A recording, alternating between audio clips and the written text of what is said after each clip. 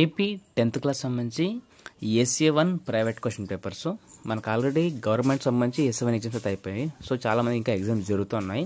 So అందులో భాగంగా మీకు ఇది రివిజన్కి అయితే బాగా పనికొస్తుంది. సో ఒకసారి ఈ పేపర్ని అయితే బాగా చూసుకోండి. డెఫినెట్గా అయితే ఇందులోంచి కొన్ని అయితే మీకు ఫైనల్ ఎగ్జామ్స్ కూడా ఎక్స్పెక్ట్ చేయొచ్చు. అండ్ అలాగే ఈ పేపర్ని మీరు చూశాక మీరు ఎంతవరకు ఆన్సర్ చేయగలుగుతున్నారు, ఏంటి మీ ప్రిపరేషన్ ఎంతవరకు ఉంది, ఏ ఆన్సర్ మీరు చేయలేకపోతున్నారు అనేది మీకు ఒక ఐడియా వస్తుంది.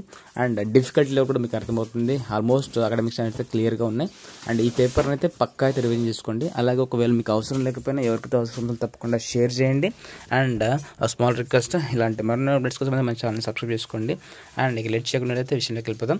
ఇక్కడ చూడండి 10th క్లాస్ సంబంధించి SA1 physical science question paper. So మీకు ఆల్రెడీ తెలిసి ఉంటుంది. ఇక్కడ సిలబస్ కూడా ఇచ్చారు చూడండి. ఫస్ట్ వన్ వచ్చేసి chemical reactions and equation, and second one acids bases, third one metal and non metals, and ninth unit light reflections and refraction, and 10th the human I and colourful world. ఇది మీ syllabus అనమాట. అంటే ఈ సిలబస్లోంచి ఇక్కడ question చూడడం జరిగింది.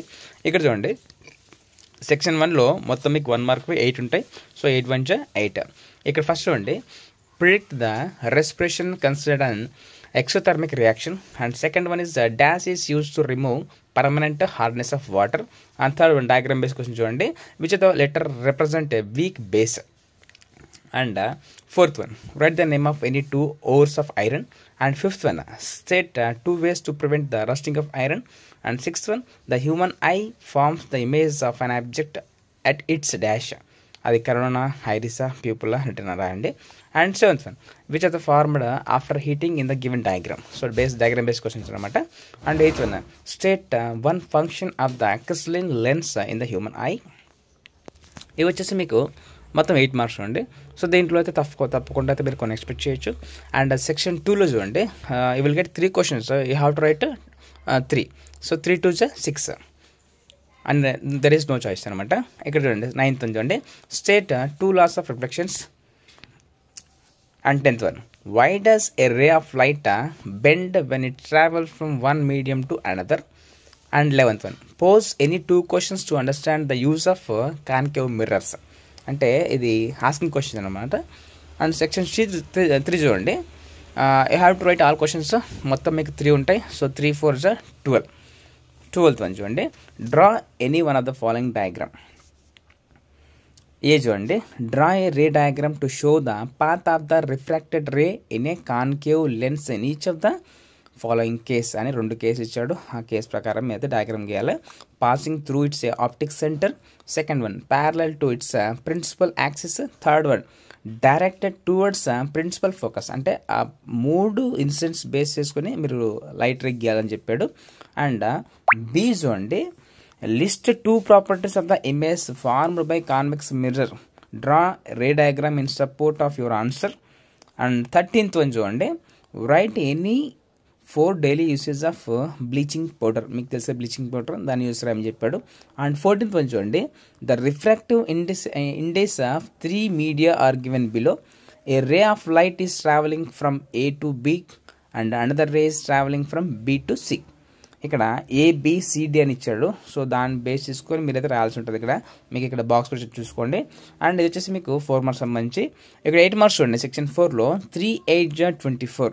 Each question carry 8 marks. దీంట్లో మీకు ఏంటంటే ఇంటర్నల్ చాయిస్ అయితే మీరు ఎక్స్పెక్ట్ చేయొచ్చు. అంటే for example 15th A and B ఉంటుంది. అంటే 15th క్వశ్చన్లో మీరు ఏ కానీ బి కానీ ఒకటే రాయాలి, ఏ కానీ బి కానీ.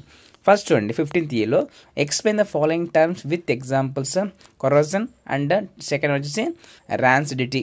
ఆర్ బి చూడండి write the physical properties of metals and non metals, explain. అంటే దీన్ని మొత్తం రాయాల్సి ఉంటుంది చూడండి. ఇది మాత్రం very very very very important question. So డెఫినెట్గా మీరు ఫైనల్ ఎగ్జామ్స్లో ఈ క్వశ్చన్ని ఎక్స్పెక్ట్ చేయొచ్చు.